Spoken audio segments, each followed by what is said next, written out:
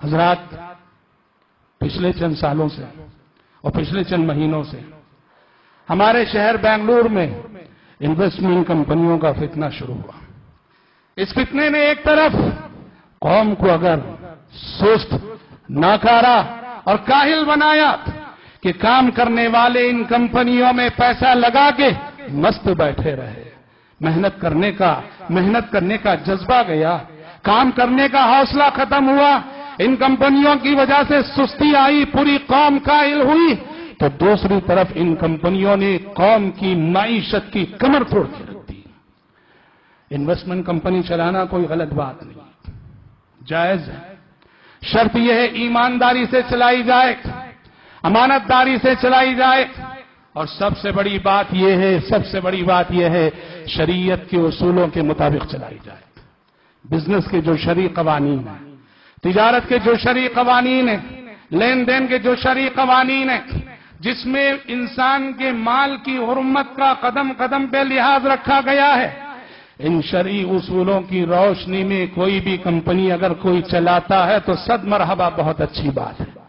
لیکن سوال یہ ہے کہ ہمارے شہر میں جتنی کمپنیاں اٹھی، اللہ اکبر، ایک ایسا دور چلا، ہر نیا دن ایک نیا سورج شروع ہوتا ہے، ویسے ہر نئے دن ایک نئی کمپنی کا نام سننے کو ملنے لگا اور گلی گلی یہ کمپنیاں کھل گئیں۔ اور حضرات، ایک ایسے وقت میں، ایسے حالات میں جب بڑے بڑے ماہر تاجر 2 روپے کمانے کے لیے پریشان تھے، 2 پیسے کمانے کے لیے پریشان تھے، ان کمپنیوں نے عوام کو یہ لالچ دیا 15%، 20%، 25%، 10%، لاکھ روپے لگاؤ گے 25,000 ملیں گے ماہانہ، لاکھ روپے لگاؤ گے 15,000 ملیں گے ماہانہ، لاکھ روپے لگاؤ گے 10,000 ملیں گے ماہانہ۔ ایک ایسے وقت جب محنت کرنے والا تجربے کار تاجر بھی محنت کر کے اپنے سابقہ تجربات کے باوجود 2 پیسے کمانا اس کے لیے دشوار تھا، یہ کمپنیاں عوام کو لالچ دینے کے لیے بڑے بڑے منافع انہوں نے دیے۔ اور حقیقت اگر کہیں، علی وجہ البصیرہ میں یہ بات کہتا ہوں کہ ہمارے شہر بنگلور میں جتنی انویسٹمنٹ کمپنیاں اٹھی، کوئی نہیں جس کا بزنس شریعت کے اصولوں پہ 100% پورا اترتا ہو، کوئی نہیں۔ اور حضرات یاد رکھو، یہ بات ایسا نہیں کہ آج عوام کے ڈوبنے کے بعد، عوام کے برباد ہونے کے بعد ہم کہہ رہے ہیں، جیسا کہ بعض لوگوں کی زبانی سنا جا رہا ہے۔ یاد رکھیے، ہم روز اول سے کہتے آ رہے ہیں، مسجد 4 مینار کے ممبر سے ہم نے یہ بات بتائی، مسجد خلیل اللہ کے ممبر سے ہم نے یہ بات بتائی، سوال جواب میں جن جن لوگوں نے آ کے پوچھا انہیں یہ بات بتائی، خطرہ ہے، مشتبہ کاروبار ہے، اور بعضوں کے سلسلے میں ہم نے صراحت سے کہا کہ اس کے حرام ہونے میں ہمیں کوئی شک نہیں ہے۔ اور ہم آپ کو یہ بھی بتا دیتے ہیں، بعض کمپنی والوں نے ہم سے رابطہ بھی کیا، کہا کہ آپ نے اس کو حرام کا سنا، آئیے ہم سمجھاتے ہیں۔ ہم نے کہا سب مرحبا، ہم آنے کے لیے تیار ہیں، لیکن شرط یہ کہ تنہا ہم نہیں آئیں گے، مارکیٹ جاننے والے، آن لائن بزنس کو جاننے والے کسی اچھے تاجر کو بھی ساتھ لائیں گے۔ عالم کا کام ہوتا ہے فتویٰ دینا، جو سوال اس سے کیا جاتا ہے اس کی روشنی میں فتویٰ دینا عالم کا کام ہے۔ مارکیٹ کو جاننا، بزنس کی جو صورتحال ہے، ہم نے کہا کہ آپ جب بلائیں گے آئیں گے، شرط یہ ہے کہ اپنے ساتھ ایک اچھے تاجر کو لائیں گے جو مارکیٹ کو جاننے والا ہو، جب بلاؤ جہاں بلاؤ آئیں گے۔ آج تک پھر ان کا کوئی کال نہیں ہے، آج تک ان کی جانب سے کوئی پیشرفت نہیں ہے۔ حضرات، علماء نے، معتبر علماء نے شہر کے شروع سے آگاہ کیا، شروع سے بتایا یہ مشتبہ کاروبار ہے، دور رہیں، لیکن ہم نے دیکھا کہ لوگوں نے بات مانی نہیں، اور یہاں تک سنا گیا بعض لوگوں کی زبانی، یہ علماء ہیں، ان کو بزنس کے بارے میں کیا معلوم، ان کو کاروبار کے بارے میں کیا معلوم۔ اور آج یہی عوام الزام دیتی ہے کہ علماء نے ہمیں بتایا نہیں، علماء نے ہماری رہنمائی نہیں کی۔ حضرات یاد رکھیے، جتنی کمپنیاں ہمارے شہر میں اٹھی، پہلی بات تو یہ ہے، اکثر کمپنیاں ایسی تھی جن کے پاس ان کا اپنا کوئی بزنس نہیں تھا، 5 پیسے کا ان کا اپنا بزنس نہیں، عوام کا پیسہ لے کر یہ خود دوسری کمپنیوں میں انویسٹ کرنے والے، دوسروں کے رحم و کرم پہ رہنے والے، اور اگر کسی کے پاس بزنس تھا اور ہے بھی، جتنا انویسٹمنٹ وہ لے رہے ہیں بزنس اتنا نہیں ہے. اور یہ بات تو طے ہے کہ ماہانہ جو منافع 10,000 15,000 جو دیا جا رہا تھا یہ کما کر تو نہیں دیا جا رہا تھا کہ تاجروں سے پوچھئے اتنی کمائی موجودہ حالات میں کتنی مشکل اور کتنی ناممکن. اور حضرات معاملے کا ایک افسوسناک پہلو یہ بھی ہے کہ جتنی بھی کمپنیاں شروع ہوئی سب نے دین کو استعمال کیا. دین کو استعمال کیا، دین کے نام سے عوام کو بیوقوف بنایا، دین کے نام سے عوام کو الو بنایا. کبھی کچھ علماء کے نام استعمال کر کے، کبھی کچھ علماء کے چہرے سامنے رکھ کر، کبھی کچھ علماء کی طرف غلط فتوے منسوخ کر کے. میں آپ سب سے کہوں گا ان حالات میں کسی بھی عالم کے حوالے سے کوئی بات آپ تک پہنچتی ہے اس وقت تک یقین نہ کرو جب تک کہ ڈائریکٹ اس سے بات نہ کر لو کہ آپ کے حوالے سے بات کہی جا رہی کہ واقعی آپ نے یہ فتویٰ دیا ہے کیا.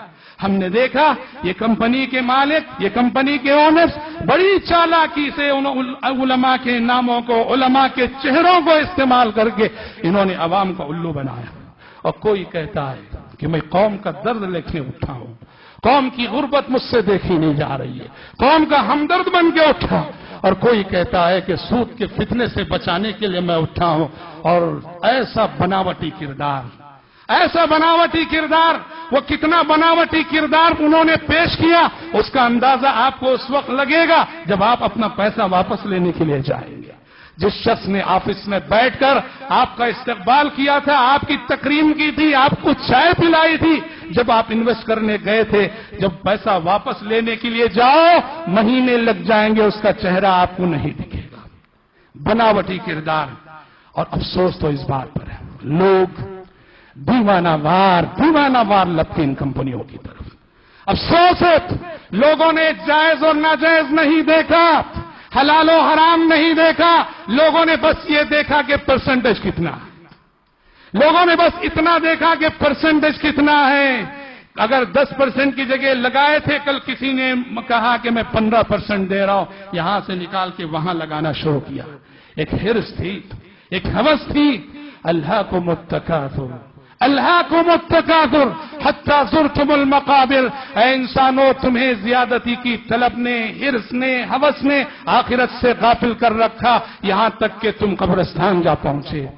حضرات یاد رہے پیسہ جب تک ہمارا پیسہ ہمارے ہاتھ میں رہتا ہے تب تک محفوظ رہتا ہے. ہمارا پیسہ جب غیر کے پاس چلا جائے، وہ غیر چاہے کوئی بھی کیوں نہ ہو، اگر ہم نے پیسے کو اپنے ہاتھوں سے غیر کے ہاتھ میں دے دیا خود ہم نے اپنے پیسے کو خطرے میں ڈال دیا. جس شخص کے دل میں پیسے کا درد ہوتا ہے، جس شخص نے پیسہ کمانے کے لیے پسینہ بہایا ہوتا ہے، جس شخص نے پیسہ کمانے کے لیے شب و روز یہ کیے ہوتے ہیں، جس شخص نے پیسہ کمانے کے لیے بیوی بچوں کی محبت کو قربان کر کے میلوں کا سفر کیا ہوتا ہے، پیسے کا درد اسے معلوم ہوتا ہے. اور یہ لٹیرے تاجر، یہ لٹیرے کمپنی کے مالک جنہوں نے عوام کا پیسہ، محنت کا پیسہ حاصل کیا، جیسے کہا جاتا ہے کہ مال مفت اور دل بے رحم، مال مفت دل بے رحم. مفت میں مال ملا ہے، بغیر محنت کے ملا ہے تو دل بھی بے رحم ہو جاتا ہے. چنانچہ وہی ہوا جس کا اندیشہ تھا، وہی ہوا جس کا اندیشہ تھا. قرآن نے کہا مال دوسروں کے ہاتھ میں، تمہارا میرا اپنا مال ہے، اگر میں مال میں صحیح تصرف نہیں کر سکتا تو شریعت کہتی ہے میرے ہاتھ میں مت دو. اور ہم نے اتنی بڑی غلطی کی، ایرے غیرے نتھو خیرے پہ ہم نے آنکھ بند کر کے بھروسہ کیا، محض اس لیے ہم نے آج کا سوچا اور کل کا نہیں سوچا. ہم نے یہ سوچا کہ اللہ کے پیسہ لگائیں گے 2-4 مہینوں میں پورا اصل لوٹ کے آ جائے گا. حلال حرام تو بازو رکھو، اصل لوٹ کے آ جائے گا. بعد میں اگر یہ بھاگے بھی تو کوئی بات نہیں. لوگوں کی زبان یہ بھی کہنے کو سننے کو ملا. حضرات وہی ہوا. آج دیکھیے کتنی کمپنیاں پچھلے مہینوں بند ہوئی، کتنے لوگ بھاگے، کتنے مالکان بھاگے ہیں، کتنے چھپ چھپ کے پھر رہے ہیں، لوگوں کو دھوکہ دے کر کتنوں نے راہ فرار اختیار کی ہوئی ہے.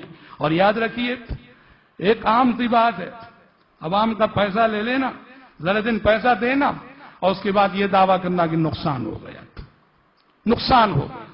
اب شریعت کہتی ہے کہ نقصان میں بھی شریک ہونا، یہ شریعت کا قانون ہے، نقصان میں بھی شریک ہونا.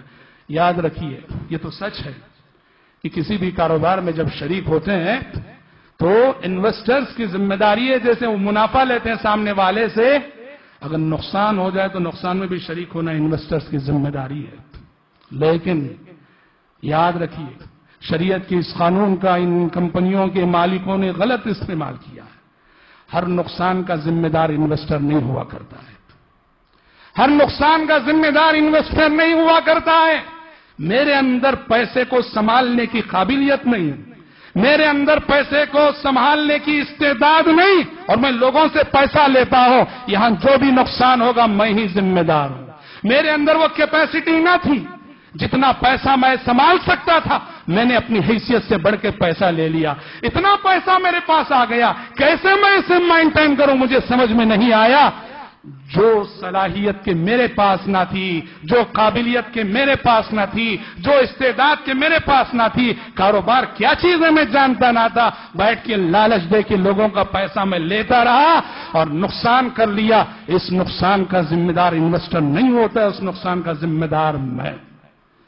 لوگوں کا پیسہ لے کر غلط جگہ انویسٹ کر دیا، جہاں رسک تھا وہاں انویسٹ کر دیا، اس نقصان کا ذمہ دار مالک ہے انویسٹر نہیں۔ اور لوگوں کا پیسہ لے کر اس پیسے کو قانونی تحفظ فراہم کرنا یہ بھی کمپنی کے مالک کی ذمہ داری ہے۔ اس پیسے کو قانونی تحفظ فراہم نہیں کیا گیا، نقصان ہو گیا، اس نقصان کا ذمہ دار کمپنی کے مالک ہونے کی حیثیت سے میں۔ حضرات اس سلسلے میں ایک کردار جو بڑا ہی غلط قسم کا کردار جو سامنے آیا، یہ ایجنٹ حضرات کا کردار ہے۔ یہ کمپنی کے اونرز نے، مالکان نے ایجنٹوں کا پورا جال بچھایا، جو لوگوں کو کمپنی کی فضیلتیں بتا کر، کمپنی کی فضیلتیں سنا کر لوگوں کو آمادہ کرتے تھے انویسٹ کرنے پر۔ انہیں نہ کمپنی کے مالک سے محبت ہے، انہیں نہ انویسٹر سے ہمدردی ہے، انہیں تو بس اپنے پرسنٹیج سے لینا دینا ہے۔ اس لیے کہ کمپنی کے مالک نے اور ایجنٹ میں یہ سودا طے ہوا ہے کہ تم جتنے گاہک لاؤ گے ہر لاکھ پہ اتنا پرسنٹیج تمہیں ملے گا۔ ان ایجنٹ حضرات نے قوم کو الو بنانے میں، قوم کو بیوقوف بنانے میں، قوم کے مال کو برباد کرنے میں، قوم کی معیشت کو تباہ کرنے میں بنیادی کردار ادا کیا ہے۔ اور آج جو صورتحال بنی ہوئی ہے، بیوائیں چیخ رہی ہیں، یتیم آہ کر رہے ہیں، خودکشی کرنے والے خودکشی کر رہے ہیں، اللہ اللہ لوگ ترس رہے ہیں، گھر کا کرایہ بننے کے لیے کسی کے پاس پیسے نہیں۔ اور حضرات مجھ سے بہتر آپ جانتے ہیں ان کمپنیوں میں پیسہ لا کر انویسٹ کرنے والے کیسے اللہ اللہ، کوئی بیوی ہے شوہر کو بتائے بغیر اس نے زیور بیچا ہے اور لا کے انویسٹ کیا ہے۔ خاص گھر تھا میرا، میں نے خاص گھر بھیجا ہے اور لا کے پیسہ انویسٹ کیا ہے۔ سوچو کہ ان کمپنیوں کے مالکوں نے، ان تاجروں نے ہمارے معاشرے میں کتنے مسائل جنم دیے ہیں، ان کی وجہ سے کتنے میاں بیوی کے درمیان جھگڑے کا ماحول بنا ہوا ہے اور بات طلاق اور خلع تک جا پہنچی ہے۔ کتنے یتیم ہیں، کتنی بیوائیں ہیں جو سسک رہی ہیں، اور کتنے غریب ہیں جو بھوکے ہیں۔ اللہ سے ڈرو۔ کمپنی کے جو بھی مالکان ہیں جو چوروں کی طرح چھپتے ہوئے پھر رہے قوم کا پیسہ لے کر، چوروں کی طرح چھپتے پھر رہے قوم کا پیسہ لے کر، عالیشان گاڑیوں میں گھومتے ہوئے، عیش کرتے ہوئے، موج و مستی کرتے ہوئے، جائیدادیں بناتے ہوئے قوم کا پیسہ لے کر، نعوذ باللہ، اللہ سے ڈرو، اللہ سے ڈرو۔ تم سمجھتے ہو غنڈوں کو سامنے رکھ کے ہم بچ جائیں گے؟ ہم نے سنا بعض کمپنیاں ایسا کرتی ہیں 30% لے لو، بس 30% ہی ہم لوٹانے کی طاقت رکھتے ہیں، 35% لے لو، اب آپ سے وہ یہ سائن کروا لیں گے کہ ہاں ہمارا پورا پیسہ ہمیں مل گیا۔ اللہ کی قسم، ایک ایک پائی تمہیں لوٹانی پڑے گی۔ اگر آخرت کی رسوائی سے، آخرت کی ذلت سے بچنا ہے، لوگوں کا ایک ایک پیسہ لوٹانا پڑے گا، اور وہ بھی جلد از جلد لوٹانا پڑے گا۔ جتنے دن تم اپنے پاس لوگوں کی امانت رکھے رہو گے، جتنے دن رکھے رہو گے، ایک ایک دن تمہارے لیے باعث حسرت ہوگا، ایک ایک دن تمہارے لیے باعث عذاب ہوگا، اور تم تو خود برباد ہوگے ہی۔ بتاؤ، یتیموں کی آہیں لینے والا، بیواؤں کی بددعائیں لینے والا، غریبوں کی بددعائیں لینے والا، مزدوروں اور بے کسوں کی بددعائیں لینے والا، کیا ایسا شخص کبھی زندگی میں چین و سکون کا خواب دیکھ سکتا ہے؟ ہرگز نہیں۔ تم تو برباد ہوگے ہی، اور اپنے ساتھ تم اپنی آنے والی نسلوں پہ ظلم کرو گے کہ تمہاری وجہ سے تمہاری آنے والی نسلیں بربادی کا سامنا کریں گی۔ اللہ کا قانون ہے، تاریخ کی آنکھوں نے وہ ظلم بھی دیکھا ہے، لمحوں نے خطا کی، صدیوں نے سزا پائی۔ تم صرف اپنے آپ پہ ظلم نہیں کر رہے ہو، لوگوں کا پیسہ لے کے راہ فرار اختیار کر کے چھپ چھپ کے پھر کر تم اپنی آنے والی نسلوں پہ ظلم کر رہے ہو، تم اپنی آنے والی نسلوں پہ ستم ڈھا رہے ہو۔ تمہارے اس رویے کی وجہ سے آخرت کا کیا ہوگا وہ تو جانتے ہی ہو، دنیا میں بھی کبھی چین اور سکون اور اطمینان کا سانس نہیں لے سکو گے۔ اللہ سے ڈرو، اور لوگوں سے بھی میں کہتا ہوں بس کرو بس کرو، اتنی ٹھوکریں لوگوں نے کھائی ہیں، مگر آج بھی اگر کوئی نئی کمپنی کھلتی ہے اس کے سامنے لوگوں کی کیوں دیکھی جاتی ہے انویسٹ کرنے کے لیے؟ کس قدر نادان ہو چکے ہیں لوگ۔ یہ مال اپنا ہے تو مطلب یہ نہیں کہ اپنی مرضی چلے گی۔ وَعَنْ مَالِهِ مِنْ أَيْنَ اكْتَسَبَهُ وَفِي مَا أَنْفَقَهُ، کل حشر کی عدالت میں کھڑے ہو کے گواہی دینا ہے، جواب دینا ہے، سوال ہوگا میں نے زندگی میں تجھے جو مال دیا تھا کہاں سے کمایا، کہاں کمایا اور کہاں لگایا، کہاں خرچ کیا؟ یہ سوال مجھ سے بھی ہونے والا ہے، آپ سے بھی ہونے والا ہے۔ سوال کرنے والا رب العالمین ہے، جواب کیا دو گے سوچ لو۔ ثم لتسألن يومئذ عن النعيم، ثم لتسألن يومئذ عن النعيم۔ کل روز قیامت نعمتوں کے بارے میں ضرور تم سے باس پرس ہوگی، نعمتوں کے بارے میں ضرور تم سے پوچھا جائے گا۔ مال جب ایک نعمت ہے باس پرس ہونے والی ہے، ایسا نہیں ہم نے دیکھو دنیا کا تو نقصان کیا ہے، برباد ہوا پیسہ، آنے کی کوئی گارنٹی نہیں، یہ دنیا کا نقصان۔ کل آخرت میں بھی سوال ہونے والا ہے اس پیسے کے بارے میں، جو پیسہ ہم نے ان کمپنیوں میں گنوایا ہے کل ہم سے سوال ہونے والا ہے کل آخرت میں بھی۔ اللہ سے ڈرو، اللہ سے ڈرو، مال کی حرمت کا لحاظ رکھو، اپنا مال ہے اپنے مال کی آپ حفاظت کرو۔ آپ کے مال کے آپ جتنے ہمدرد ہو سکتے ہیں دوسرا کوئی اتنا ہمدرد نہیں ہو سکتا، آپ کے مال کی جیسے آپ حفاظت کر سکتے ہیں دوسرا کوئی ویسے حفاظت نہیں کر سکتا۔ اسی لیے پیارے نبی نے فرمایا سب سے بہترین کمائی وہ ہے جو انسان اپنے ہاتھ سے محنت کر کے کماتا ہے، سب سے بہترین کمائی وہ ہے جو انسان اپنے ہاتھ سے محنت کر کے کمائے۔ آپ صلی اللہ علیہ وسلم نے مثال دی کہ اللہ کے پیغمبر داؤد علیہ السلام کو دیکھو کہ نبی ہوتے ہوئے حداد اور لوہار کا کام کر کے کماتے تھے۔ اللہ سے ڈرو، جو غلطی ہو چکی توبہ کرو، اور توبہ کر کے اپنے مال کے محافظ بنو۔ اگر لوگوں کی امانتیں آپ کے پاس ہیں لوگوں کی امانتیں لوٹاؤ۔ دعا ہے رب العالمین سے اللہ تبارک و تعالی ہم سب کو آپ سب کو توفیق عطا فرمائے کہ ہم اپنے مال کی بھی حفاظت کریں، دوسروں کے مال کی بھی حفاظت کریں، ہماری جانب سے نہ ہمارے مال پہ خطرہ آئے نہ دوسروں کے مال پہ خطرہ آئے۔ اللہ ہماری قوم کو سمجھ عطا فرمائے، اور اللہ ان کمپنی کے مالکان کو، ان ظالموں کو جو چھپے ہوئے ہیں جو راہ فرار اختیار کیے ہوئے ہیں اللہ انہیں ہدایت دے دے۔ اللہ رب العالمین ان کا دل پھیرے اور مجبوروں اور ضعیفوں مزدوروں کا پیسہ انہیں لوٹانے کی توفیق عطا فرمائے، آمین۔